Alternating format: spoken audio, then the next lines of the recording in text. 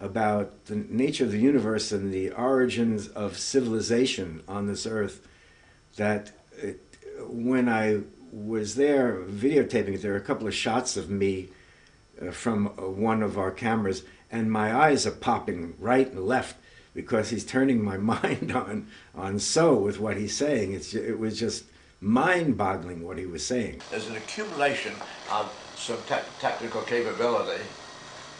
So then another man comes along getting ready, another fellow, and he adds to the inventory of tools, of what you might call the scaffolding and make ready for afterlife. Finally, there's such accumulation of tools and capability and a little more know-how everywhere of craftsmen. So, well, we might be able to take care of the afterlife of the nobles as well as the pharaoh.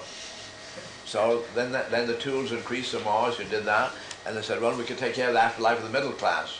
And that is exactly where you come into the Roman and Greek history. You see, they're the individual family mausoleums.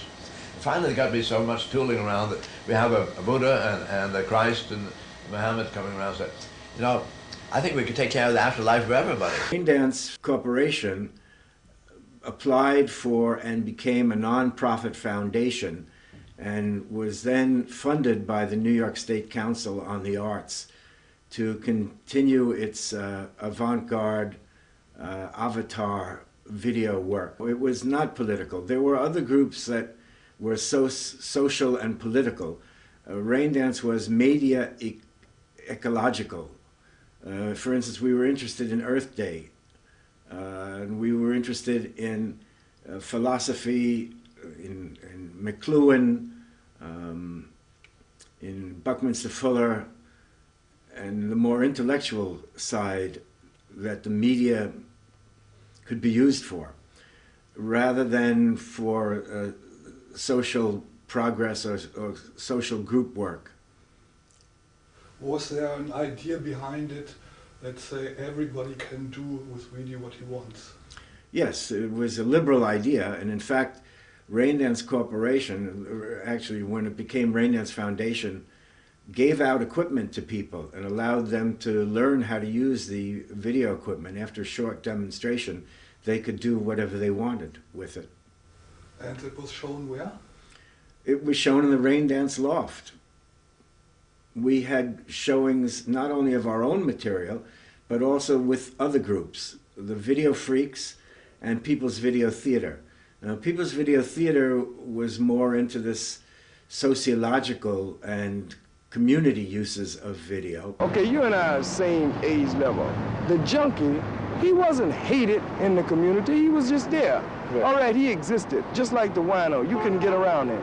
But then, the cats, man, you see, this thing of jumping, snatching old lady pocketbooks, man. Yeah. And Video Freaks was more into, I guess it's free play, and they put together a cable show. They started their own illegal broadcast. They broadcasted their own programs in a valley in upstate New York. Stanley Houston, he's going to be singing a song for us. The song I'm going to sing is Raindrops. Raindrops keep falling on my head. What's the name of the studio? Raindance. Raindance, get over. Signing off. You ready? Signing off from Raindance Studio.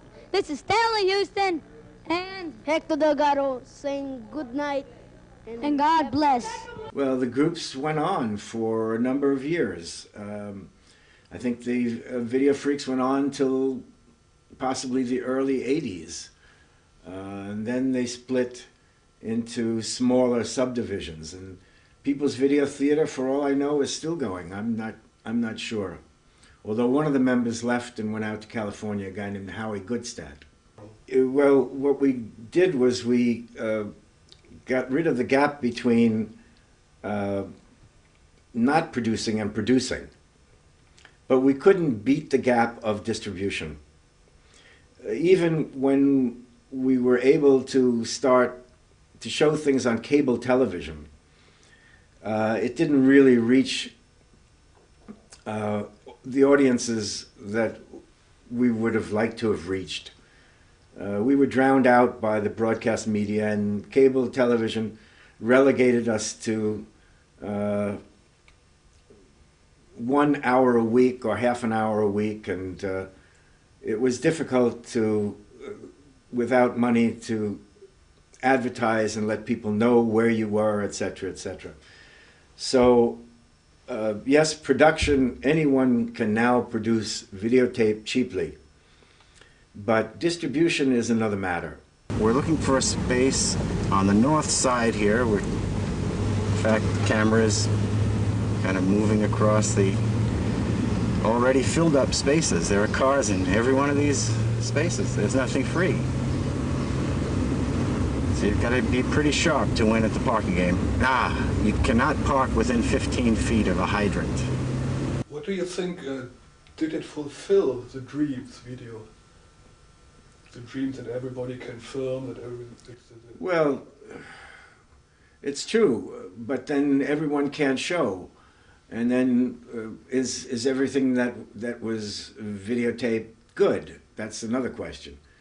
So the big problem was distribution, and the fact that broadcast media would not allow independent work. There was also, unions were against allowing independent work on television, but the corporations were as well. We had to find our own ways of presenting, places to present video, either in theaters or in galleries. Eventually, art galleries took over and started to show the more artistic types of video. The community groups tended to show their video in their own spaces. There is support for independent artists' work, but then again, the people who get the support for this work are very often the curators who represent the museums or large commercial galleries. So it's very often connected to who they think will reach a mass market, a big market, to establish that they made the right choice in selecting this particular artist. So there's a self-fulfilling prophecy involved in much of what's going on. In the early days, for instance, some curators showed our work, the work of media ecologists, but today they no longer show that type of work because it's too complex. For an audience has to figure it out. There's not a storyline that the audience can follow easily. This is the first issue of Radical Software. We had an idea of networking at the time, which was an electronic networking, which later came in as the internet, but much later. Radical Software was also about media ecology and about the independence, the ability to be independent of the commercial media, and the fact that it was more democratic, it was more diverse, more people could produce information for their own needs, to meet their own needs. This we saw back then and tried to promote. That magazine, by the way, is now transferred, now scanned, and it's being worked on now so that it's being indexed, and it will be coming out on the internet free of charge. We designed it as a sort of a blueprint, like an architectural, except backwards. It's not white on blue, it's blue on white. And in fact, here's the Buckminster Fuller article, which we transcribed from the video. We continued with Radical Software until 1974.